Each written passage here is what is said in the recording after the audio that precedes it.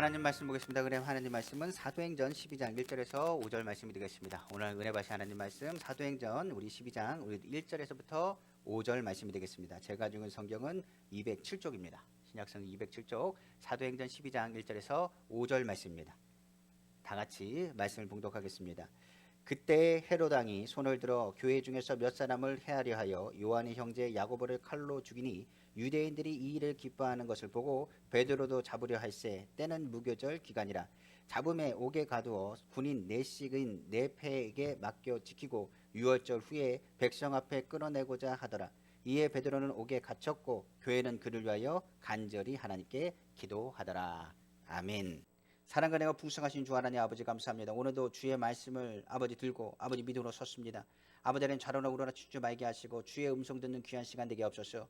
기도 외에는 아무가 날 수가 없습니다. 지금은 기도할 때인 것을 압니다. 그러므로 오늘도 주의 말씀을 선포하고 기도할 때에 예수 그리스도의 보혈로 덮으시고 그 자리마다 성령님 환영하고 인정하고 모셔드리고 의자오니 성령 하나님 그 마음 건대 하나님 평강과 위로함을 더하여 주옵소서. 그러므로 두려워하지 말라 내가 너와 함께함이라 놀라지 말라 내 하나님이 됨이라 내가 너를 굳시게 하리라 참으로 너를 도와주리라 참으로 오는 서로들을 붙들리라 말씀하신 것처럼 아버지 주님이 붙잡아 세우시길 원합니다. 주님의 제단 위에 아버지 성령의 기름 부으심이 나타나게 하시고 주님의 능력과 역사가 나타나기를 원하오니 아버지는 붙잡아주시고 역사하여 주옵소서. 그러므로 이 시간에 염려하지 않습니다. 이 시간에 근심하지 않습니다. 아버지 감사함으로 주와 함께 아뢰입니다. 모든 지각에 뛰어난 하나님의 평강이 우리 성도님의 마음과 생각을 지키셔서 오늘도 주의 성수하며 믿음으로 나아갈 때 하나님의 말씀을 듣고 위로받으며 힘을 얻고 승리하는 귀한 시간 되시도록 아버지 축복하여 주옵소서. 이 모든 말씀 만왕의 왕이시고 만주의 주가 되시며 능력에 능치 못하심이 없으시며 살아서 역사하시는 우리 주 예수님의 이름으로 축복하고 기도합니다.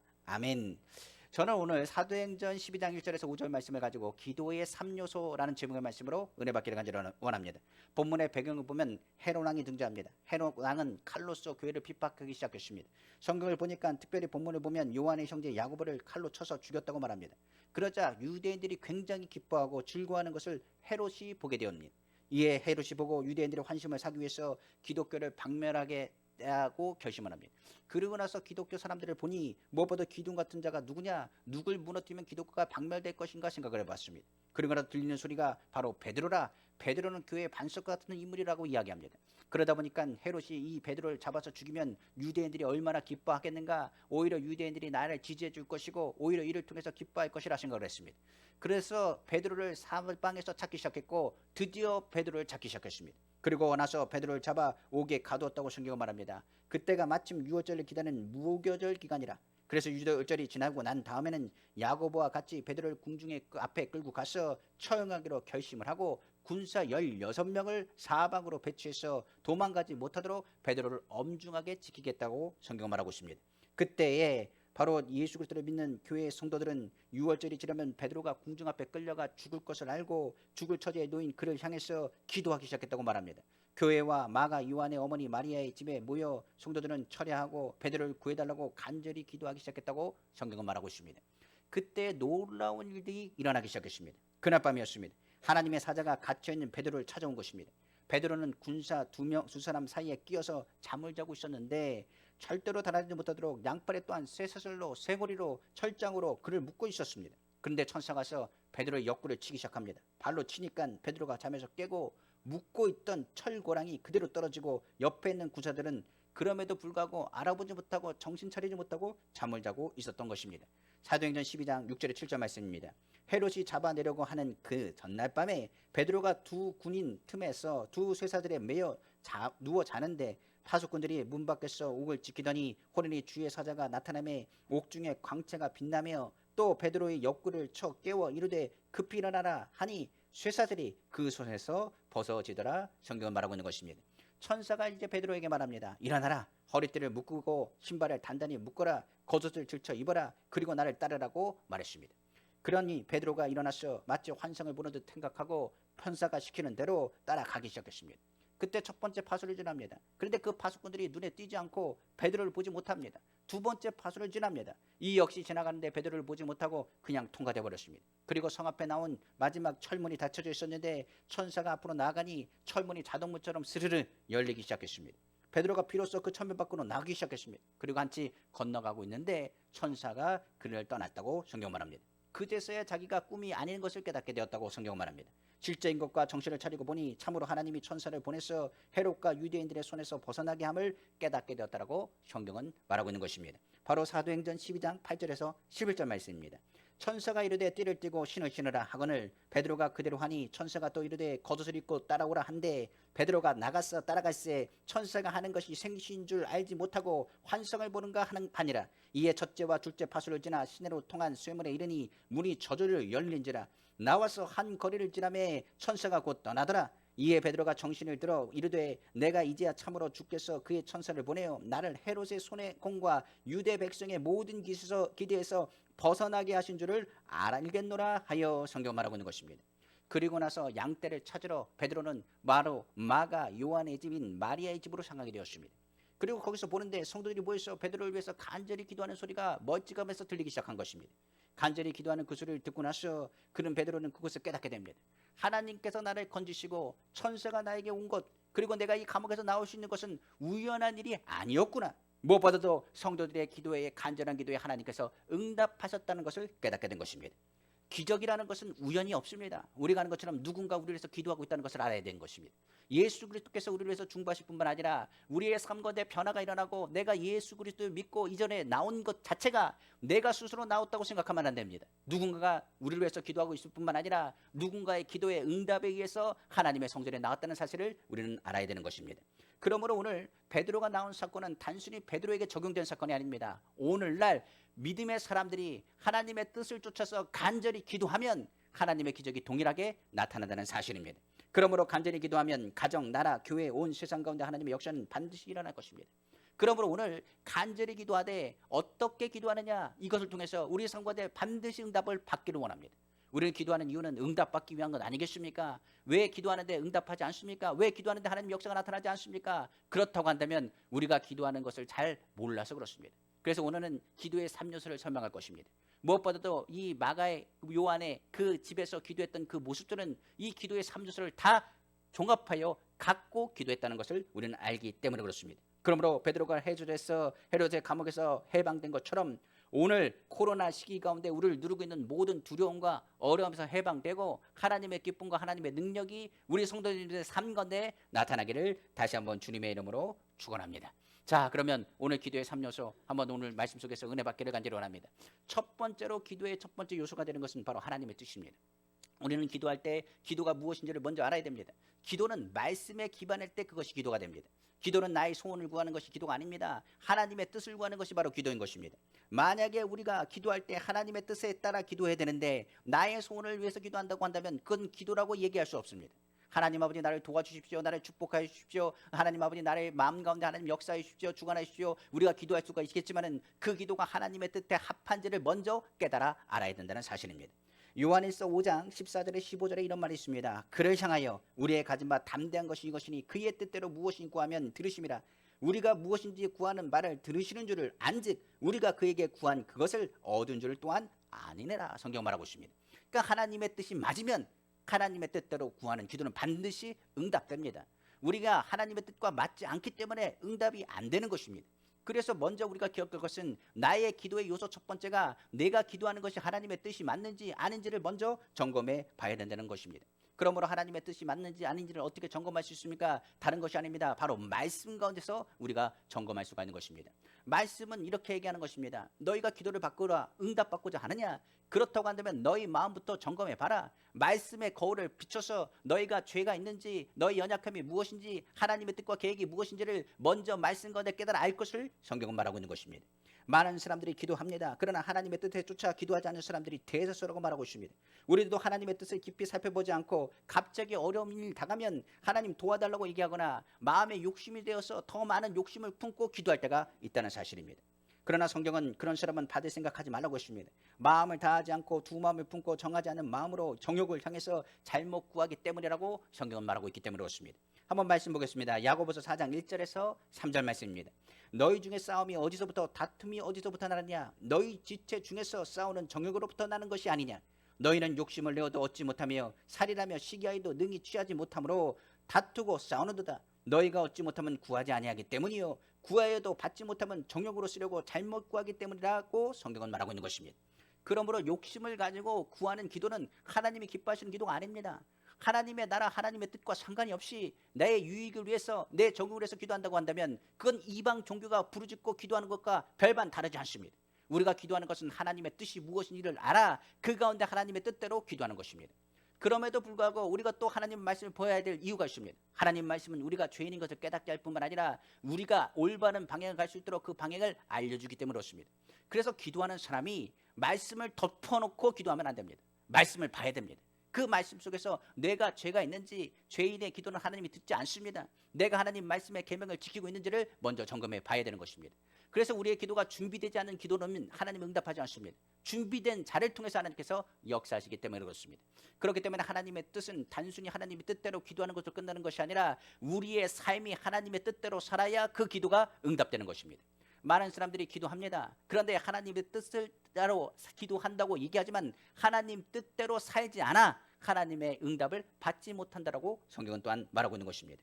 우리가 생각하는 것처럼 하나님의 말씀을 거역하고 하나님 말씀에 순종하지도 않으면서도 반역한 삶을 삶에도 불구하고 하나님 도와주십시오, 하나님 붙잡아 주십시오, 하나님 응답하여 주십시오, 왜 나의 삶에 물건이 이렇게 막혀 있습니까? 왜 나의 가정에 이런 문제가 생깁니까? 그럼 주님이 먼저 말씀하실 것입니다. 말씀을 봐라. 그리고 네가 말씀대로 살았느냐, 내가 말씀대로 기도하고 섬기느냐, 하나님의 말씀대로 순종하여 나아가느냐고 역으로 물으실 것입니다.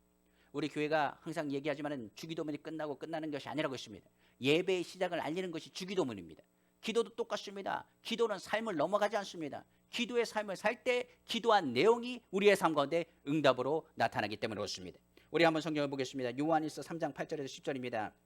죄를 짓는 자는 마귀에 속하나니 마귀는 처음부터 범죄함이라. 하나님의 아들이 나타나신 것은 마귀의 일을 멸하려 하심이라. 하나님께로부터 난 자마다 죄를 짓지 아니하나니 이는 하나님의 씨가 그의 속에 거함이요 그도 범죄하지 못하는 것은 하나님께로부터 났음이라. 이러므로 하나님의 자녀들과 마귀의 자녀들이 드러나느니 무릇 의를 행하지 아니하는 자나 또는 그 형제를 사랑하지 않는 자는 하나님께 속하지 아니하니라. 하나님께 속하지 않은데 하나님 나에게 응답하여 주셔서 얘기한다고 한다면 하나님께서 말할 것입니다. 너는 마귀에게 속했느냐 하나님께 속했느냐? 네가 세상에 속했다면 응답받을 생각하지 말아라. 나는 하나님의 자녀에게 응답하신다고 말했습니다. 무엇보다 우리가 먼저 주님 앞에 나간다면 예수의 피로 씻고 우리의 그릇을 깨끗하게 한 후에 우리의 삶에 하나님 말씀대로 샀는지 안 샀는지를 먼저 점검해 봐야 되는 것입니다. 성경 한번 더 보겠습니다. 요한일서 3장 21절에 24절 말씀입니다. 사랑하는 자들아, 만일 우리 마음이 우리를 책망할 것이 없으면 하나님 앞에서 담대함은 없고 우리가 먼저 책망할 것이 있는지 없는지를 점검해 봐야 되는 것입니다. 22절입니다. 무엇인지 구하는 바를 그에게서 받나니 이는 우리가 그의 계명을 지키고 그 앞에서 기뻐하시는 것을 행함이라. 그의 계명을 지켜야 너희 가운데 하나님이 기뻐하신 대로 응답하신다는 이야기입니다. 23절입니다. 그의 계명이 무엇이냐? 바로 그의 계명은 이것이니 곧 그 아들 예수 그리스도의 이름을 믿고 그가 우리에게 주신 계명대로 서로 사랑할 것이니라. 그의 계명을 지키는 자는 주 안에서 거하고 주는 그의 안에 거하시나니 우리에게 주신 성령으로 말미암아 그가 우리 안에 거하시는 줄을 우리가 아니니라고 말하고 있는 것입니다. 여기서 한번 보겠습니다. 예수의 피로 우리를 씻으셨습니다. 하나님께서 우리를 사랑하시고 예수 그리스도를 통해서 우리가 하나님의 안에서 죄인 되었지만 용서받았습니다. 그러니까 성경은 말합니다. 너희가 용서받은 것처럼 너희가 용서해 줘라. 내가 너희를 사랑한 것처럼 너희도 사랑해 줘라. 너희가 문제가 있다도 그 사람에 대해 실수와 연약함에 대해서 중보해 줘라. 기도해 줘라. 원수라고 할지라도 그 영혼을 불쌍히 여기고 긍휼히 가져 주라. 내가 너에게 그렇게 한 것처럼 너도 그렇게 하기를 원한다라고 주님이 말씀하고 계시는 것입니다. 그래서 하나님을 사랑하고 내 이웃을 내 몸과 사랑하는 것이 바로 계명입니다. 너희가 하나님을 사랑하고 내 이웃을 향해서 사랑하는 마음을 갖는다면 성경은 말하고 있는 것입니다. 내 기도하는 것에 뭐 하신다고요? 응답하시겠다는 이야기인 것입니다. 성경에 나온 것처럼 주님은 이렇게 말씀하십니다. 내 아버지의 계명을 지키고 그의 사랑 안에 거한 것처럼 나의 계명을 지키는 자라야 나를 사랑하는 자일 것이라. 오늘날 많은 사람 주여 주여 부르짖습니다. 그럼 점검해 봐야 됩니다. 내가 부르짖고 있는 기도가 정말 하나님이 기뻐하시는 기도인지 물어봐야 됩니다. 내가 남편을 싫어합니다. 그러면서 얘기합니다. 하나님 내 자녀가 잘 되게 해달라고 기도한다면 그 자녀가 잘 될 수 있는 것이 있는지를 생각해 봐야 됩니다. 먼저 주님은 말하기를 너희 자녀, 너희 환경, 너희 삶을 점검해 보라고 말할 것입니다. 우리의 삶의 계명을 보고 너가 정말 주여 주여 주여 주여 부르짖지만은 왜 응답이 없느냐고 말할 때 하나님의 말씀은 우리에게 왜 응답이 없는지를 가르쳐 주시기 때문에 그렇습니다. 계명에 대해서 얘기할 때 계명은 바로 말씀의 기준이요 말씀의 기준을 통하여 우리는 기도하게 되는 것입니다. 우리는 성경을 통해서 이야기합니다. 너희는 먼저 그 나라와 그 일을 구하라. 그리하면 이 모든 것을 너에게 더하신다고 말했습니다. 그럼 우리에게 묻습니다. 우리는 하나님의 일인지 아닌지를 먼저 점검해 봐야 됩니다. 하나님이 기뻐하시는 일인지 아닌지를 점검해 봐야 됩니다.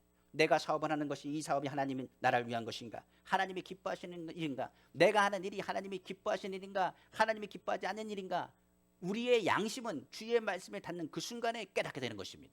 우리가 더 아는 것은 내가 옷을 입거나 내가 생활하는 모든 것 가운데 하나님께 영광이 되는 것인지 하나님의 영광이 되지 않는 것인지 내 말 한마디 한마디가 세상 가운데 빛과 소금의 역할을 감당하는 것인지 하나님의 영광을 드러내는 것인지를 먼저 점검해 봐야 된다는 것입니다. 예수 믿는 사람이 정말로 세상 가운데서 빛과 소금의 역할을 감당하지 못하면서 나 예수 믿는 사람이라고 얘기한다면 예수 그리스도의 이름이 땅바닥으로 떨어지는 것입니다. 우리가 하나님의 영광을 돌리며 하나님의 영광을 나타내야 됨에도 불구하고 하나님의 뜻에서 벗어나려 기도한다면 우리가 예를 들어서 그것에 기도의 응답이 되어서 부유했다고 한들 그것은 하나님의 복이 아니라 하나님의 저주라고 말할 수밖에 없는 것입니다. 하나님 뜻대로 해서 기도할 때 하나님 앞에 복을 받는 것이지 하나님의 뜻과 벗어나서 세상에서 얘기하는 복이라고 얘기한다면 그건 복이 아니라는 사실을 우리는 깨달아 알아야 되는 것입니다. 그러면 한번 오늘 다시 본문으로 들어갑니다. 오늘 있는 예루살렘 성전 바로 마가의 요한의 그 가정에서 기도하는 그 기도, 그 소리, 그 기도의 내용은 어땠을까요? 그의 기도는 단순히 베드로를 건져달라는 기도가 아니었다는 사실입니다. 그 내용을 보면 아는 것처럼 베드로가 잡혀간 것은 교회의 큰 문제였습니다. 아직 교회는 반석과 같이 견고하지 않았습니다. 야고보가 죽고 나서 많은 사람들은 두려웠고 떨었습니다. 그렇기 때문에 교회가 어떻게 될지 모르고 걱정하고 염려하고 두려운 마음이 가득 찼을 거라고 봅니다. 그렇기 때문에 그들의 마음이 어찌할 바를 모르고 있는 상황에서 그들이 무엇하길 원하느냐 기도하기로 작정하여 모인 것입니다. 그들이 기도한 것은 다른 것이 아닙니다. 이것이 하나님의 뜻인가 하나님의 뜻이 아닌가. 베드로가 잡혀간 것이 그것이 아예 어떻게 된 일인가 하나님의 뜻이라면 하나님 건져달라고 기도했을 것입니다. 그러나 그들의 기도는 하나님의 뜻이라는 확신을 가지고 기도했다는 사실입니다. 왜 그러냐면 베드로는 교회 반석이라고 예수님께서 예언하셨습니다. 그렇기 때문에 반석과까지 견고하기 전까지는 베드로가 살아있어야 됩니다. 그렇기 때문에 성경에서 말한 것처럼 그들은 자신의 정욕 때문에 구한 것이 아닙니다. 교회의 부흥이라는 욕심적인 부분 때문에 구한 것이 아니라 무엇보다 하나님 나라를 위해서 베드로가 나와야 됩니다. 베드로가 반석과 같은 역할을 해야 되고 단단히 쓰기 위해서는 베드로가 건져주신 것이 하나님의 뜻인 것을 아오니 하나님 아버지 베드로를 건져주옵소서. 그래서 하나님 나라가 확장되기를 원합니다라고 그들은 기도한 것입니다. 우리도 그렇습니다. 물건이 우리에게 왜 필요합니까? 인권이 왜 우리에게 필요합니까? 하나님께서 사람을 붙여줄 때 왜 사람을 붙여주십니까? 왜 물질적인 복을 받아야 됩니까? 우리는 기도 내용이 바뀌어야 됩니까? 주객이 바뀌어서는 안 되는 것입니다. 하나님 나라를 위해서 물건을 주시고 하나님 나라를 위해서 자녀에게 복을 주시고 하나님 나라를 위해서 건강을 주시고 하나님 나라를 위해서 하나님의 뜻이 이루어지길 간절히 원합니다라고 믿음의 고백이 우리 가운데 나타나야 된다는 사실입니다. 만일 그 자리에 숨겨당한다면 하나님의 뜻과 하나님 나라 확장에 문제가 생깁니다. 그렇기 때문에 사람들은 무엇을 얘기하느냐? 하나님 나라를 위해서 베드로를 건져주십시오. 하나님 나라를 위해서 베드로를 건져주셔서 하나님의 교회가 우뚝 서기를 원합니다라고 그들은 부르짖어 기도했던 것입니다. 그러므로 우리의 기도도 점검해 봐야 됩니다. 우리가 하나님의 뜻을 향해서 준비되어 기도하는지 하나님 말씀 안에서 순종하여 살고 있는지 우리가 하나님 뜻대로 나의 기도가 어떻게 기도하고 있는지를 점검하여 봐야 되는 것입니다. 저는 많은 분들과 상담하면 다 하나님의 뜻이 무엇인지 압니다. 모르는 분이 아니더라고요. 예수를 믿고 나서 하나님 말씀을 들으면 이것이 하나님이 기뻐하시는 일인지 기뻐하지 않는 일인지를 압니다. 그래서 제가 첫 번째 묻습니다. 하나님께 기도할 때 이거 하나님 기뻐하시는 일이니까 물어보면 기뻐하는 일이라고 하면 담대하게 얘기합니다. 그런데 하나님이 기뻐하지 않는다는 생각이 들면 주춤주춤 하시더라고요. 그런데 분명히 얘기합니다. 무엇보다도 하나님의 뜻은 확실히 하기 때문에 우리는 알아야 됩니다. 이것이 하나님의 기뻐하시는 일인지. 두 번째로 제가 묻습니다. 마음엔 평강이 옵니까? 묻습니다. 그러면 그분들이 얘기합니다. 하나님 마음에 평강이 옵니다. 그럼 하나님 때인 것입니다. 만약 불안, 염려가 된다면 하나님의 뜻이라고 할지라도 충분한 기도가 있어야 되는 것입니다. 세 번째로 제가 묻습니다. 말씀에 어긋나지 않습니까? 묻습니다. 하나님 말씀을 보면 이 말씀대로 우리가 하나님의 복을 받는 것이고 하나님의 뜻이 되는지 내가 말씀대로 살 수 있는지 안식일은 거룩하게 지킬 수 있는지 내 삶 가운데 주님을 바라보고 믿음으로 나아갈 수 있는지를 점검하게 되는 것입니다. 아무리 좋은 직장이라 할지라도 안식일에 대한 부분 내가 하나님께 예배하는 부분에 대해서 꺼리낌이 있다고 한다면 그것에 대해서는 내려놔야 됩니다. 무엇보다 성경에서 말한 것처럼 다시 한번 말씀 속에서 점검해 보라고 말한 것처럼 하나님의 뜻을 확실히 위해서 이 모든 일에 하나님 말씀에 어긋나지 않는지를 다시 한번 하나님 말씀을 살펴봐야 된다는 이야기입니다. 네 번째로 제가 물어보는 것은 다른 것이 아닙니다. 기도할 때 하나님 말씀에 따라 표적이 일어나는지를 물어봅니다. 왜 그러냐면 하나님의 증거가 나타나지 않는다면 그것은 가짜입니다. 반드시 하나님의 일에는 하나님의 표정이 나타나고 그 마음에는 평안함이 임할 뿐만 아니라 하나님의 말씀대로 하나님의 말씀의 역사가 나타날 수 있는 통로가 열려야 하기 때문에 그렇습니다. 그렇기 때문에 기도에는 무엇이 필요하느냐? 두 번째로 필요한 것이 바로 확신입니다. 확신이 없으면 안 되는 것입니다. 성경에 보면 부자 청년이 나옵니다. 저는 이 부자 청년의 이야기 통해서 예수님을 만났을 때 예수님이 그를 부르시고 나를 따르라고 했는데 그때 이 부자 청년이 예수님을 따르지 않습니다. 성경을 보니까 이렇게 나와 있습니다. 결국 가진 것이 많아 갈등하고 예수님을 떠났다라고 얘기합니다. 그런데 엄밀히 한번 생각해 보십시오. 가진 것이 많아서 근심해서 예수님을 떠났다고 생각하십니까? 성경 부분에 잘 살펴보시면 예수님에 대한 확신이 없어서 예수님을 떠난 겁니다. 한번 생각해 보십시오. 성경을 보면 예수님에 대한 확신이 있다고 한다면 부자 청년은 내려놓고 주님을 쫓았을 것입니다.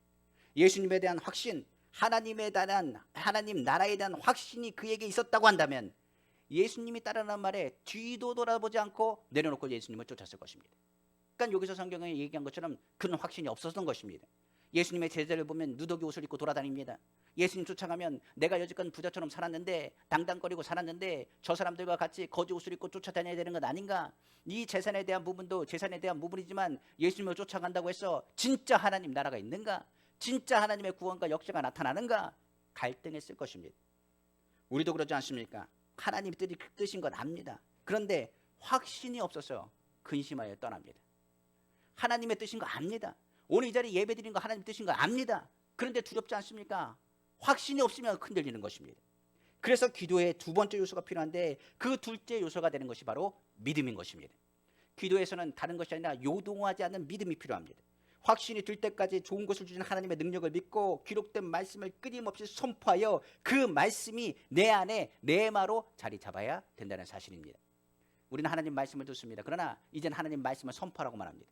하나님의 말씀은 로고스라. 하나님의 말씀을 들으는 그 순간에 나에게 주신 레마의 말씀이 들어가는데 레마의 말씀이 들어가면 그 말씀이 씨앗이 되어서 우리 마음가운데 자라게 되고 믿음이 자라나 30배, 60배, 100배의 결실을 얻을 수 있도록 하나님께서 축복해 주시기 때문에 그렇습니다. 그러므로 레마의 말씀이 되면 그 말씀을 붙잡고 믿음의 확신에 찬 선포가 이루어지는 것이 바로 기도입니다. 기도는 하나님의 능력을 의심하는 게 아닙니다. 믿음이라는 것은 맡기는 것입니다. 전적으로 하나님 맡깁니다. 내 손에 잡히는 게 없고 내 눈에 보이는 것이 없고 손에 잡히는 것 없고 아무것도 할 수 없는 그런 어두운 가운데 있다 할지라도 주 하나님 주님 나를 도우실 것을 믿습니다. 믿음으로 하나님 도와줄 것을 바라봅니다. 하나님이 능치 못할 일 없습니다. 무에서 유를 창조하시는 분이십니다라고 선포하게 되는 것입니다. 말씀은 들으면 믿음을 갖게 됩니다. 마찬가지로 말씀을 보면 우리의 연약함을 깨닫게 되는 것입니다. 기도하다 보면 말씀에 순종하지 못한 것을 뉘우치고 회개하는 기도로 이어지게 되는 것입니다. 그래서 제가 항상 얘기하지만 말씀을 보라는 얘기입니다. 말씀을 보고 기도하면 이 말씀 가운데 내 삶 가운데 회개한 내용들을 말씀 가운데 보여주시기 때문에 그렇습니다. 회개의 기도가 지나고 나면 이제 깨닫는 것입니다. 나의 생각, 나의 계획은 안 되는구나. 하나님께 맡기는 것이 최상이구나 것을 깨닫게 되는 것입니다. 그래서 기도는 그때부터가 기도가 되는 것입니다. 내가 회개하고 하나님께 맡기는 믿음의 기도가 바로 그때부터가 하나님께서 역사하시는 기도가 되는 것입니다. 좋으신 하나님께서 좋은 일을 기대하게끔 하는 것이 기도고 그 말씀으로 기도하기 시작하면 믿음이 생기면 우리가 기도할 때 믿음의 증거를 내놓는 말씀을 선포하게 되고 그 믿음의 증거를 나타내는 말씀의 선포가 우리로 하여금 무엇이 되게 하느냐? 간절한 능력의 기도가 되게 되는 것입니다.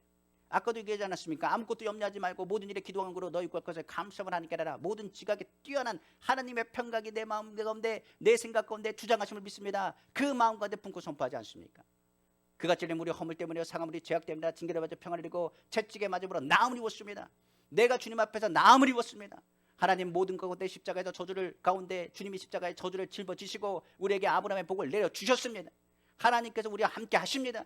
눈에 보이지 않아도 하나님께서 우리의 발에 등이 되어주시고 예수 그리스도의 이름으로 선포할 때마다 하나님 자를 절대로 포기하지 않습니다. 나는 주님이 우리를 도와줄 걸 믿습니다. 주님이 나를 치료할 것을 믿습니다. 주님이 나를 도와줄 걸 믿습니다. 주님이 나와 함께 하실 믿습니다. 나를 오늘 나의 삶 가운데 하나님 역사하실 것을 강력하게 선포하는 믿음의 기도가 우리 가운데 나타나게 되는 것입니다. 그 믿음의 기도는 씨앗이 되었고 그 심겨지는 그 순간에 굉장한 능력을 발휘해서 말씀 안에서 하나님의 역사와 기적을 체험하게 되는 것입니다.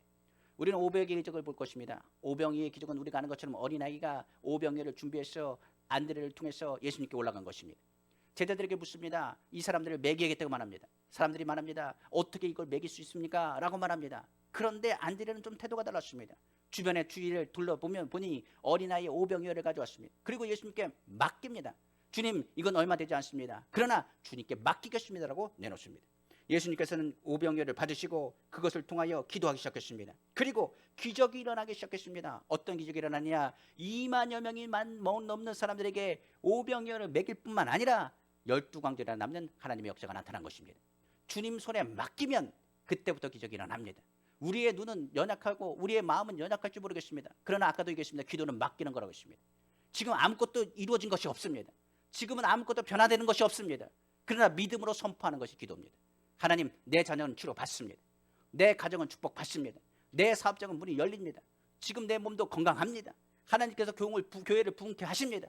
코로나도 정결케 하십니다. 하나님 역사가 나타납니다. 하나님이 우리를 도와주십니다. 그것이 믿음의 기도요, 능력의 기도가 되는 것입니다. 성경에 사렙다 가부의 이야기할 것입니다. 마지막 남은 한 움큼 밀가루와 기름으로 과자를 만들어서 하나님의 종 엘리야가 말하기를 나에게 주라. 내가 이것을 통하여 하나님 역사를 보게 할 것이라 말했습니다. 그러나 그가 갈등했을지 모르겠습니다. 그러나 성경에 보니까 무엇하느냐? 그래도 죽고 저래도 죽으니 오히려 어떻게 하느냐? 하나님의 종에게 맡기겠다고 말했어. 사렙다 가부가 열심히 만들어 그 과자를 누구에게 줬느냐? 엘리야에게 주었습니다. 엘리야가 그것을 놓고 기도하고 먹었습니다. 그리고 나서 어떤 일이 났습니까? 그 믿음의 고백과 믿음의 선포를 통해서 그 사렙다 가부의 그 가정은 가뭄이 끝나기까지 그 기름통에 기름이 멈추지 않았다고 성경은 말하고 있는 것입니다. 그러므로 우리는 믿음의 씨앗을 오늘 심어야 됩니다. 그러니까 끊임없이 선포하십시오. 절대 긍정으로 선포하십시오. 하나님이 나를 도우실 것을 선포하십시오. 아무것도 안 돼도 나 치료받을 것을 선포하십시오. 내 자녀가 하나님 은혜를 베푸실 것을 선포하십시오. 기도는 믿음을 통해서 역사하며 하나님의 약속의 말씀을 통해서 이루어지기 때문에 그렇습니다. 로마서 4장 17절에 이런 말씀이 있습니다. 죽은 자를 살리시며 없는 것을 있는 것 같이 부리시는 이시니라. 뭐라고요? 죽은 자를 살리시고 없는 것을 있는 것까지 부르시는 분. 믿음의 기도는 무슨 기도라고요? 없는 것을 있는 것으로. 믿음은 바라는 것들의 실상이요 보지 못하는 것의 증거라고 했습니다. 그러므로 바라보고 믿음으로 선포하는 것. 그것이 기도인 것입니다. 그러므로 하나님의 뜻을 알았으면 하나님의 뜻을 믿음으로 선포하는 것입니다. 하나님의 뜻은 하나님의 자녀가 아픈 것을 원하는 것이 아닙니다. 하나님 자녀가 행복하길 원하십니다. 하나님 자녀가 주의 말씀대로 순종하여서 하나님 나라 하나님의 뜻 안에서 성장하고 귀한 열매를 맺기를 누구보다도 바란다는 사실인 것입니다. 우리가 믿음의 씨앗을 가지고 믿음으로 선포해 놓으면 하나님 보좌에서 위대한 힘이 흘러나오게 되는 것입니다. 믿음으로 선포하고 말씀으로 나가면 믿음의 기도는 땅에 심겨져서 능력이 되어 30배, 60배, 100배의 결실로 나타나게 되는 것입니다. 오늘 다시 본문으로 들어가겠습니다. 베드로의 사건 한번 생각해 보십시오. 기도하기 시작했습니다. 그들은 기도했습니다. 그리고 나서 베드로는 하나님의 천사가 그것의 과목을 탈출할 수 있도록 여는 것을 볼 뿐만 아니라 그들이 베드로를 만났을 때 기도했던 사람들은 놀라운 체험을 한 것입니다. 생각해 보십시오. 그들은 기도했습니다. 베드로 하나님 나라를 위해서 열어주십시오. 베드로 건져주셔야 됩니다. 그들은 어떻게 보면 두려워 떨었을지도 모르겠습니다. 그런데 베드로를 만나는 그 순간은 그들은 깨달았을 것입니다. 야고보도 죽었고 교회도 흔들리는 것 같고 환경도 어려운 것 같고 눈앞이 깜깜한데 베드로를 건지신 하나님을 보니 하나님은 살아계시는구나. 하나님 역사하시는구나. 하나님은 좋으신 하나님이구나. 기도에 응답하시는 기적의 하나님 것을 그들은 체험했다는 사실입니다. 이제는 더 이상 두려워하지 않았을 것입니다. 더 이상 두려워 떨는 사람들이 아니라 기대하면서 큰 열매를 맺기 위해서 그들은 더욱더 열심히 기도하며 주님을 찾았을 것입니다. 오늘날 우리는 코로나 시기에 하나님의 약속을 믿고 선포하시길 원합니다. 그래서 하나님의 약속을 믿고 기도하시길 원합니다. 확신을 가지고 신앙생활하길 원합니다. 흔들리지 않길 원합니다. 요동하지 않길 원합니다. 누가 뭐라고 해도 하나님 살아계십니다. 누가 뭐라고 해도 좋으신 하나님이십니다. 그런 하나님의 약속을 믿는 자를 통해서 믿음의 선포와 믿음의 선포의 씨앗이 심겨지면 반드시 그것을 거두게 하시는 하나님인 것을 기억하시기를 주님의 이름으로 축원합니다. 두 번째, 이제 세 번째 마지막으로 하나님께서 주시는 기도의 요소가 있습니다. 그것은 바로 끈질김입니다. 앞서 우리가 아는 것처럼 하나님 뜻도 압니다. 그리고 열심히 우리는 기도합니다. 그리고 이끄시는 성령의 인도하심을 받아서 믿음을 가지고 내려놓고 우리는 주님을 따라가겠다고 이 자리에 모인 것입니다. 근데 문제는 하나님을 믿고 따라가고 간절하고 기도하지만은 기도가 더디 응답될 때가 종종 발생합니다. 우리가 기도할 때는 하나님의 영도 역사하지만 문제가 되는 것은 사단도 역사합니다. 우리가 부르짖고 기도할 때 사단이 그냥 가만히 있나요? 아닙니다. 기도 응답받는 걸 제일 싫어하는 것이 누구 역사냐? 사단의 역사인 것입니다. 그러므로 우리가 기도할 때 항상 기억할 것이 있습니다. 기도가 응답될까 의심이 되면 무엇보다도 대적 기도를 하셔야 됩니다. 예수를 명하노니 흑암의 권세 물러갈지어다. 부정적인 생각이 자꾸만 들고 기도할 때마다 부정적인 방향으로 틀면서 과연 기도가 응답될까라는 말이 들어간다면 그 말을 넘어가면 안 되고 하나님 말씀을 다시 붙잡고 끈질기게 주의 말씀을 놓지 말고 나아가야 되는 것입니다. 반드시 기도는 응답됩니다. 문제는 있네요. 얼마나 끈질기게 기다려 그 기다림을 통한 응답을 받느냐에 대한 기다림일지도 모르겠습니다. 기도 응답을 싫어하는 마귀는요, 그 기도를 응답하지 않기 위해서 얼마나 많은 일들을 하는지 모르겠습니다. 성경을 보면 다니엘이 기도할 때 하나님 앞에 기도하고 간절히 기도하고 금식하고 기도했습니다. 일주일이라도 응답이 없고 2주일이지라도 응답이 없습니다. 세 주째가 됐을 때 그가 금식하여 열심으로 간절히 주 앞에 기도하니 21일 만에 하나님의 응답이 다니엘에게 왔습니다. 천사가 그 다니엘에게 말합니다. 내가 속히 올 수 있었는데 하나님께서 첫날부터 너의 기도를 들으셨다고 말했습니다. 그런데 마귀의 줄을 꿰뚫고 비로소 응답을 가지고 올 수 있었다라고 천사가 말했습니다. 오늘날도 우리가 기도할 때 마귀는 우리의 기도가 통과되지 못하도록 여러모로 회방하는 것을 우리는 알아야 됩니다. 이 마귀의 줄을 꿰뚫고 나아가는 것이 바로 끈질긴 하나님 말씀을 붙잡는 기다림의 기도가 되기 때문에 그렇습니다. 예루살렘 교회도 여러분 교회가 합쳐서 마가, 요한, 마리아의 집에 모여서 불철주야 기도하고 있었습니다. 그럼 언제까지 기도했을까요? 분명 베드로가 나올 때까지 그들의 기도는 그치지 않았을 것입니다. 이처럼 끈질김은 응답과 기적을 만들어내는 것입니다. 사탄이 하는 것은 기도에 응답받지 못하도록 마음을 무너뜨리고 분노, 미움, 낙심, 절망, 불신을 심어주어 기도를 포기하게 만드는 것입니다. 한번 생각해 보십시오. 작정 기도를 시작하잖아요. 작정 기도를 시작하면 기도하면 좋은데 하루 이틀 지나면 말로 상처받고 가정에서 문제 생기고 그리고 신앙의 시험에 들고 말도 할 수 없는 수치와 모욕을 당하기도 합니다. 그리고 많은 사람들은 기도를 포기하거나 멈춰버립니다. 그러니까 기도하기로 작정하면, 내가 예수 믿기로 작정하면, 내가 주님 앞에 정말 하나님을 바라보면서 하나님의 응답을 받기로 다짐하여 작정하기 시작하면 그때부터 누가 역사한다고요? 사단이 역사합니다. 그 작정하는 첫날부터 하나님은 들으십니다. 그러나 그 응답을 갖고 오는 그 기간 동안에 참지 못하고 견디지 못하고 기도하지 못하면 그 응답이 우리에게 내려오기가 어려운 것입니다. 기도가 멈추면 누가 가장 좋아하겠습니까? 다른 사람이 좋아합니까? 아닙니다. 사단이 제일 좋아합니다. 마귀 사탄은 좋아합니다. 주의 일은 하나님의 응답으로, 기도하는 하나님의 응답으로 이루어지기 때문에 응답의 통로가 막히면 아무것도 할 수 없기 때문에 그렇습니다. 그래서요, 기도 응답을 받을 때까지는 끊임없이 기도하고 끈질기게 기도해야 되는 것입니다. 사단은 여러 가지 방법을 쓴다고 했습니다. 아람의 군대 장관이었던 바로 나아만이 있었습니다. 나아만은 문둥병에 걸렸습니다. 그 문둥병을 치료받으려고 했더니 소문이 들었더니 바로 엘리사라는 선지자가 있는데 그에게 찾아가면 치료받을 수 있다라고 이야기를 했습니다. 그리고 나서 그가 준비하고 겸비해서 그 엘리사가 있는 집으로 갔습니다.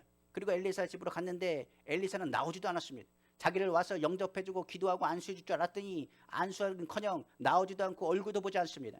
그리고 말 한마디 턱 뱉기 시작하는데 그냥 요단강 가서 7번 씻으면 된다라고 엘리사가 말하기 시작했습니다. 그 말에 그건 자존심이 상했습니다. 모욕감을 느꼈습니다.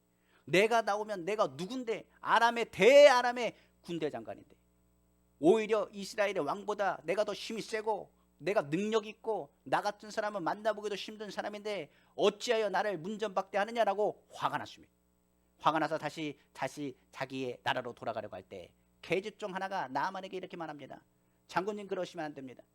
더한 일도 할 수 있지 않겠습니까? 그냥 선지자가 7번 씻으면 낫는다고 했는데 7번 씻으십시오. 그리고 낫고 하나님 만나셨으면 좋겠습니다. 하나님 말씀하신 것 그냥 있는 게 아닙니다. 그러니 그 말씀을 믿고 일단 한번 씻어보세요라고 물었습니다. 그리고 마음을 가라앉히고 돌아가서 이가 요단강에 들어가 씻기 시작했습니다. 우리가 얘기했습니다. 첫날부터 기도는 응답되는 것입니다. 그런데 응답은요, 첫날부터 이루어지지 않았습니다. 하루 씻었습니다. 똑같습니다. 둘째 날이 지났습니다. 똑같습니다. 셋째 날 넘어갔을 때 이제 갈등이 나기 시작합니다. 이것 봐라, 씻어도 아무것도 달라진 것이 없는데 무슨 기적이 일어나고 무슨 치료가 나느냐고 화가 나기 시작했을지도 모르겠습니다. 넷째 날이 들어갔습니다. 오기가 생깁니다. 다섯째 날이 됩니다. 갈등이 생깁니다. 여섯째 날이 됩니다. 분노가 극에 찹니다. 그러나 그가 믿음으로 7째 날까지 끈질기게 씻었습니다. 그리고 나서 그의 피부가 어린아이 피부같이 깨끗하게 치료받았다고 성경은 말하고 있는 것입니다. 바로 이 과정이 우리가 쉬울 것 같습니다. 아닙니다. 모욕감과 수치감을 그것을 극복해야 됩니다. 그리고 더 나아가서 그 종이 얘기한 것처럼 7일이라는 시간이 짧은 시간이 아닙니다. 일주일 동안 말 그대로 그가 모욕과 수치와 분노를 참아가면서 그 말씀에 순종했다는 사실입니다. 성경 한번 더 보겠습니다. 보면 수르보니의 선지 여인의 고집, 바로 가나안 여인의 이야기가 있습니다. 예수께서 수도와 시돈에 지나가서 쉬러 가실 때 거기에 자기 딸이 귀신 들린 여인 한 사람이 뛰쳐나와서 제자들을 붙잡고 이렇게 합니다. 내 딸을 도와달라고 부르짖기 시작한 것입니다. 제자들이 예수께 와서 이렇게 간청합니다. 말하기를 저 여자가 저렇게 부르짖으니 좀 소원 들어줘야 되는 거 아니겠습니까? 저 여인이 너무 귀찮게 합니다. 주님, 저 여인 그 딸이 지금 귀신 들렸다고 하니 치료해 주십시오라고 제자들조차도 간청했습니다. 예수께서 그런데 이렇게 말씀하십니다. 나는 이스라엘 잃어버린 양들에게 보냄을 받았지 이방인에게 보냄을 받지 않았다라고 이야기하셨습니다. 그러자 이 수르보니게 여인이 또 뛰쳐나와서 예수님의 발 앞에 엎드렸습니다. 그리고 예수님이 반드시 내 딸을 고칠 능력이 계시고 귀신을 내쫓는 것이 하나님의 나라, 하나님의 나라를 확장하는 하나님의 일이라는 것을 알기에 반드시 주님이 응답하실 거라고 믿고 그에게 엎드렸습니다. 그리고 예수께 외쳐 말합니다. 내 딸이 흉하게 귀신이 들렸으니 내 딸을 도와주소서. 예수님께 말한 것입니다. 그런데 예수님께서는 들은 채도 안 하십니다. 들은 척만척도 안 하십니다. 그러나 그 여인은 떠나지 않고 끈질기게 예수님 앞에 걸어가 앞을 잡고 막으면서 주여 나를 불쌍히 여기시고 나를 도와주십시오. 나를 도와주십시오. 제발 나의 딸의 그 귀신을 내어 쫓아주십시오. 하나님 나라 하나님의 일인 것을 알기에 예수님을 붙잡기 시작했습니다. 그때 예수님께서 말씀하시는데 이번에는 기분 나쁜 소리로 이렇게 말합니다. 자녀에게 줄 떡을 취해서 개에게는 나는 안 준다. 너 이방 개에게 내가 무슨 떡을 줄 것이 있겠느냐라고 말했습니다. 굉장히 수치스러운 이야기입니다. 고쳐주지 않으면 고쳐주지 않는 것이지 왜 이방 개라고 계측을 하면서 이렇게 나에게 모욕과 수치를 줄 수 있는가 생각할지 모르겠습니다. 그러나 낙심하지 않았습니다. 마음에 상처를 주어도 맞습니다. 내가 지금 뒤로 물러난다면 내가 무엇을 받을 수 있겠습니까? 라고 그런 생각을 했습니다. 성경은 말합니다. 믿음은 뒤로 물러나는 것이 아닙니다. 끈질기게 응답받을 수 있도록 하나님의 뜻이라고 하면 매달려야 되는 것입니다. 그리고 주님께 이렇게 말합니다. 예, 주님 옳습니다. 그러나 개들도 자녀들의 밥상 밑에서 떨어지는 부스러기는 주워 먹습니다. 나에게 부스러기 하나만 주옵소서. 그때 예수님은 굉장히 감동하셨습니다. 여인아, 내가 이 말을 했으므로 집으로 돌아가라. 내 딸에게서 귀신이 나갔느니라. 끈질긴 기도는 올바른 신앙으로 오히려 이것을 통해서 하나님의 역사가 나타나게 되는 것입니다. 어지간한 사람 같아서는 괴취급 받으면 그냥 돌아갔을지 모르겠습니다. 이 여인은 절대로 예수님이 아니라는 말을 안 하셨기 때문에 오히려 결심하고 따라 붙은 것입니다. 예수님은 절대로 거절하지 않습니다. 하나님 자녀가 기도하는 것을 거절하는 것이 아닙니다. 우리가 조금이라도 가능성을 믿는다면 부끄러움을 극복하고 끈질기게 기도해야 되는 것입니다. 하나님 반드시 기도 응답하십니다. 그러므로 우리가 하나님의 뜻이라고 한다면 매달리십시오. 자녀가 잘 되는 거 하나님 뜻이라면 매달리십시오. 혹시나 주변에 귀신 들리거나 아프고 병든 자가 있으면 그 하나님의 뜻이 아닙니다. 하나님의 뜻은 치료야. 그리고 하나님의 뜻은 생명과 하나님의 뜻은 하나님의 역사가 반드시 나타난 하나님의 은혜와 뜻이 있습니다. 그러므로 매달리면 하나님께서 반드시 하나님의 뜻과 계획하신 가운데 보여주시는 것입니다. 저는 예전에 신학교에 교수님들이 하는 얘기를 많이 듣습니다. 뭐라고 얘기하느냐, 산에 올라가서 기도할 때 나무 몇 뿌리를 뽑아야 된다라고 이야기합니다. 저는 그때 이야기 들을 때 무슨 나무를 뽑나라고 생각을 했습니다. 올라가면 기도원이나 삼각산 올라가면 나무를 자꾸 흔들어가지고 몇 그루는 뽑아야 하나님 앞에 능력의적으로 선다라고 이야기합니다. 저는 그 얘기가 도대체 무슨 얘기인지 알지 못했습니다. 그런데 나무를 뽑는 사람의 얘기가 기도랑 너무 똑같은 것입니다. 나무가 그냥 뽑히나요? 아닙니다. 뽑으려면요 몇 번 흔들어야 됩니다. 한 번, 두 번 흔든다고 나무 뽑히나요? 아닙니다. 좌우로 흔들고 위아래로 흔들고 흔들어야 되는 것입니다. 저도 나무를 뽑아 보니까 이 두꺼운 나무는 못 뽑고 조그만 나무를 한번 뽑은 적이 있습니다. 뽑아오라 그래서 한번 뽑아봤는데 이렇게 흔들고 저렇게 흔들어도 뽑히지 않습니다. 그런데 계속 흔들리니 바닥에서 조금씩 보이는 것이 흙이 흐트러지면서 뽑히는 것 같습니다. 그러면 그냥 뽑히나요? 아닙니다. 뽑으려면 또 집어 올려야 됩니다. 그런데 바닥에 뭐가 있느냐, 뿌리가 얼마나 엉켜져 있는지 하나씩 뜨덕뜨덕 하면서 뜯어내야 나무가 뽑히는 것입니다. 기도도 똑같습니다. 기도도 하나님께서 이것을 뽑게 하시고 하나님의 문제가 일으키는 것을 이 나무 뽑듯이 뽑히어 문제가 해결되기 원한다면 끊임없이 뭐해야 되냐, 흔들어 세워야 되는 것입니다. 그러다 보니 기도하는 우리 성도들 보면서 몸을 좌우로 흔드는 몸을 보면 제가 이렇게 생각합니다. 아, 저분이 응답받기 위해서 지금 나무를 흔들고 계시는구나. 좌우로 흔들고 계시는구나. 그리고 나서 앉았다 일어났다 보면 아, 이제 뿌리를 뽑고 계시는구나. 하나님께서 그 응답 주시기 위해서 그가 간절히 끈질기게 기도하시는구나. 나무 뽑는 거 하나도 이렇게 힘든데 기도하는 건 얼마나 어렵겠습니까? 그걸 흔들면서 사단은 끊임없이 얘기할 겁니다. 낙심을 줄 것이고 절망을 줄 것이고 괴로움을 줄 것이고 안 된다고 얘기할 것이고 포기하라고 얘기할 것입니다.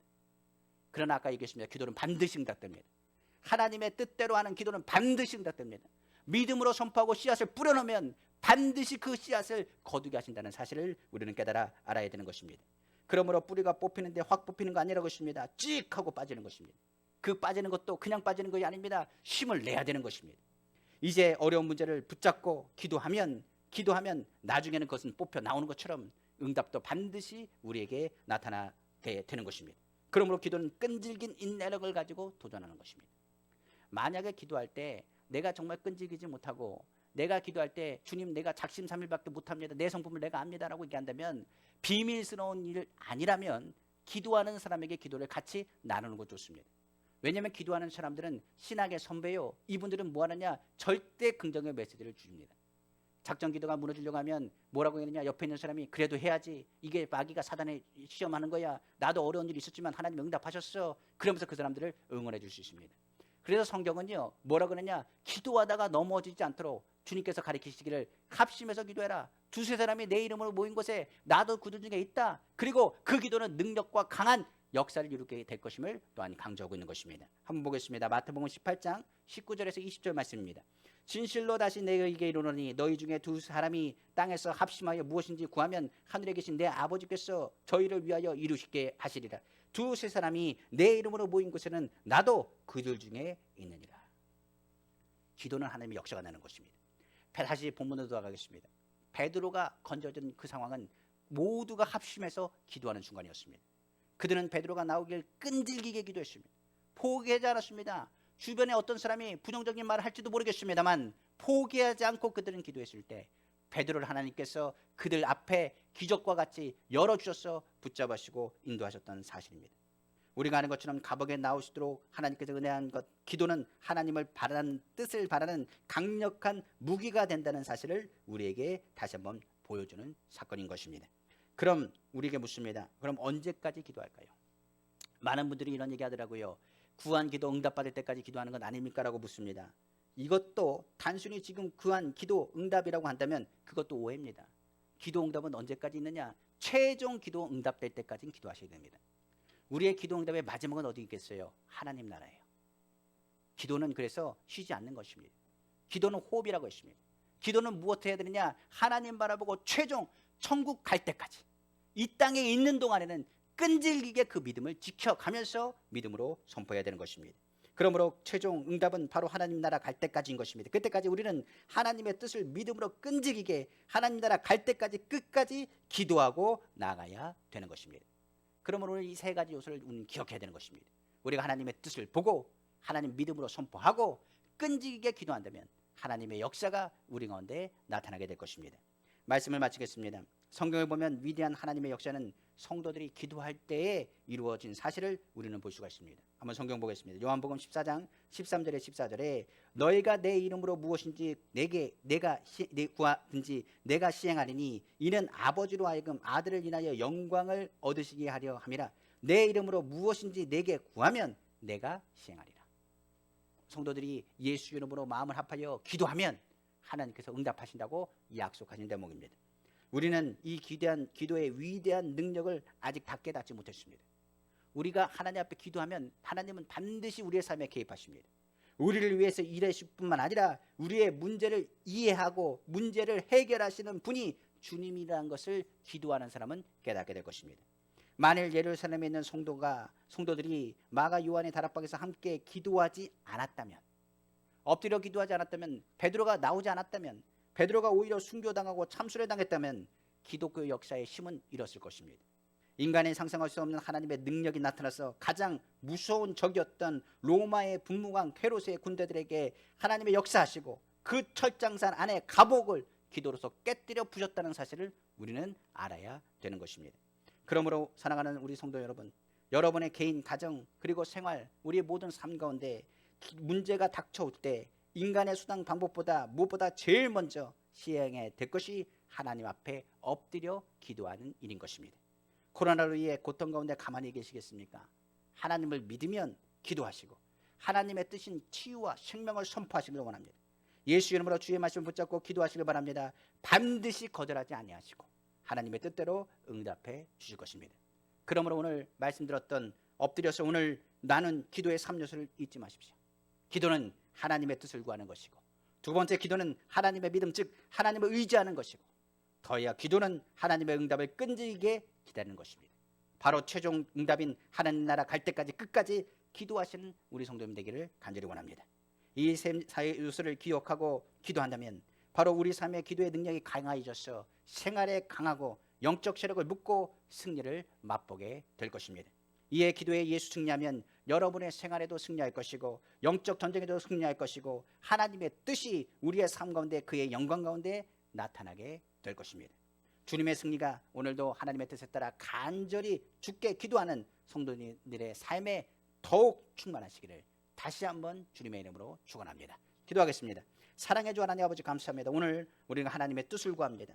아버지는 내가 죄가 있고 불순종하면서 아버지를 감히 하나님 앞에 기도하며 도와달라고 할 때가 많으십니다. 그러나 하나님 그럼에도 불구하고 우리의 음성을 거절하지 아니하시고 우리의 죄와 허물을 덮어주시며 아버지 예수 그리스도의 보혈로 덮어주시며 우리의 기도에 응답하시는 주님을 바라봅니다.